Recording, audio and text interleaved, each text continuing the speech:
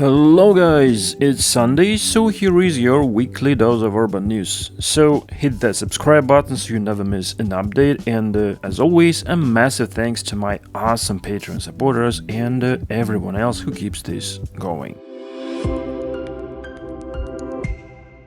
After a year of testing, a new section of the REM network was opened in Montreal, providing passengers with a connection between Montreal Central Station and the municipality of Deux-Montagny on the north side of the city. The new section is 33 kilometers long and has 14 new stations, 3 of which connect to the Montreal metro system. In total, the REM system now has 19 stations and is 50 kilometers long after 7 years of construction, which has tripled its coverage and quadrupled the number of stations in operation. The line is served by Alstom urbalist driverless trains, which meet GO A4 standards and operate in 4-car train sets, and they run at intervals of 4 to 7 minutes. Overall, it looks like this is one of the biggest transportation upgrades in North America in recent years. By 2027, several more branches will be added to the system, one of which will connect the city with the airport, bringing its total length to 67 kilometers. As of 2024, the total cost of the project was estimated at 9.4 billion Canadian dollars, and notably, the project was initiated and largely funded by the Quebec Pension Fund. However, this upgrade has also been criticized because trains use a modernized urban train line on part of the new section, which therefore no longer operates. But considering that former trains ran every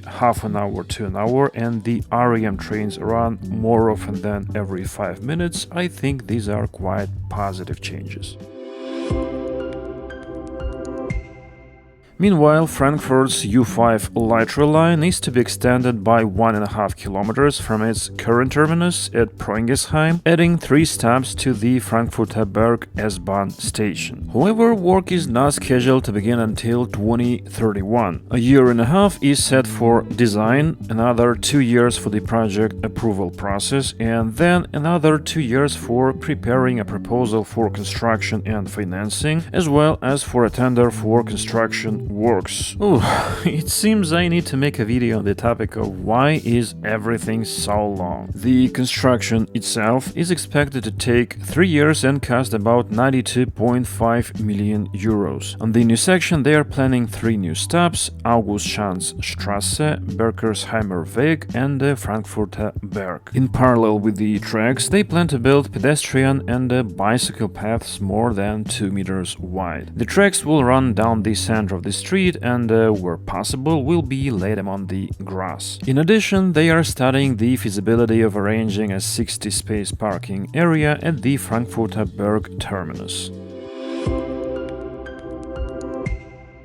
A new pedestrian bridge is planned to build in Lyon, linking the banks of Rhône in the Gerland Park area. It will be 350 meters long and 6 meters wide and will be designed for pedestrians and cyclists. Its structure will be suspended and its deck will be supported by 2 pillars 27 meters above the water, allowing ships to pass underneath. Another challenge for the architects was to design the access ramp on the right bank so the old plane trees on the street could be preserved. So they designed a 150-meter ramp with a 4% slope that goes around the trees and also makes cyclists slow down, which will make the descent safer for pedestrians. The bridge will also have an observation deck in the center from which you can enjoy the river and its banks. Construction cost is estimated at 40 million euros and the tender is planned to be announced in 2027.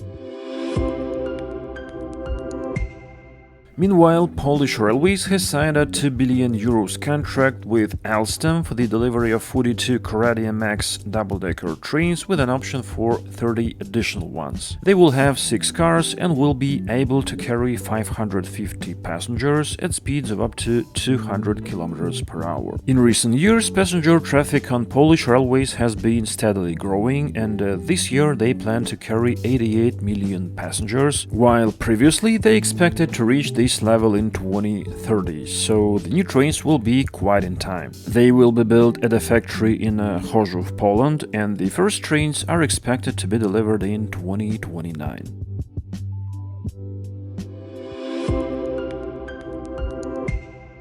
Valencian region in Spain is investing over 800 million euros in its rail transport system, which will be spent on modernizing and expanding the Metro Valencia and the Tranvía de Alicante networks. Around 3 million euros will go to modernizing tunnels and repairing the damage caused by last year's floods in Valencia, which damaged some tracks as well as the company's office and the depot. Another 185 million euros will be spent on the purchase of 22 new Stadler Tramlink wagons, 16 for Metro Valencia and the remaining 6 for Tranvía de Alicante. And the rest of the money will be spent on a bunch of different projects to improve the inclusiveness and convenience of stations as well as to reduce travel times. For example, completion of the pedestrian tunnel connecting the Alicante and Xàtiva stations, doubling of tracks on line 3 and the construction of lines 11 and 12 to connect the city center with the waterfront and the La Fe hospital. Once the work is complete, Metro Valencia's capacity is expected to increase by 15% and Tranvía de Alicante's by 25%. In general, Metro Valencia has been operating since 1995 and currently consists of 10 routes with a total length of 162 kilometers, 30 of which run underground. And it is interesting that the system uses a narrow 1-meter gauge, which, if I understand correctly, was inherited from the old tram network that operated in the city since 1888.